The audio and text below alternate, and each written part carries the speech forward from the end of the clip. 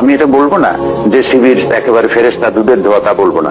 শিবির সবসময় তারা ডিফেন্সিভই থাকে, অর্থাৎ সর্বপ্রথম আক্রমণ করেছে এরকম হয়নি, আক্রান্ত হয়েছে।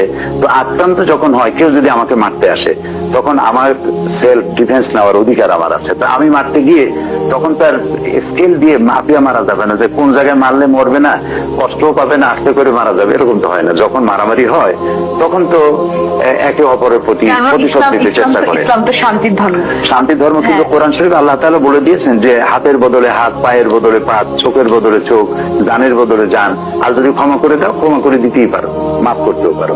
এটা ঈসা আলাইহিস সালাম যেমন বলেছেন, কেউ যদি এক থাপ্পড় মারে তাহলে আর এক গাল পেতে দাও। মুহাম্মদ সাল্লাল্লাহু আলাইহি ওয়াসাল্লাম তা বলেন নাই। শরীয়ত ভেরি করেছে, এখানে এসে শরীয়ত পূর্ণ হয়েছে। আল্লাহ তাআলা অধিকার দিয়েছে, কেউ যদি তোমাকে ঘরের থেকে বের করে দেয়, তুমি তাকে ঘর থেকে বের করে দাও। তোমার হাত কাটলে তার হাত কাটো, তোমার পা কাটলে তার পাও কাটো, তোমার জান নিলে তারও জান না, এর অধিকার আছে। তো সেই জন্য শিবির যে হাত পাও কাটে, এই কথাটি সঠিক নয়। এটি একটি ব্লেম, এটি একটি কি বলবো, একটা ষড়যন্ত্রমূলক অপপ্রচার, যাতে করে এই সংগঠনের কাছে ছেলেরা মেয়েরা এসে যাতে দিন শিখতে না পারে, সেজন্য একটা প্যানিক সৃষ্টি করা।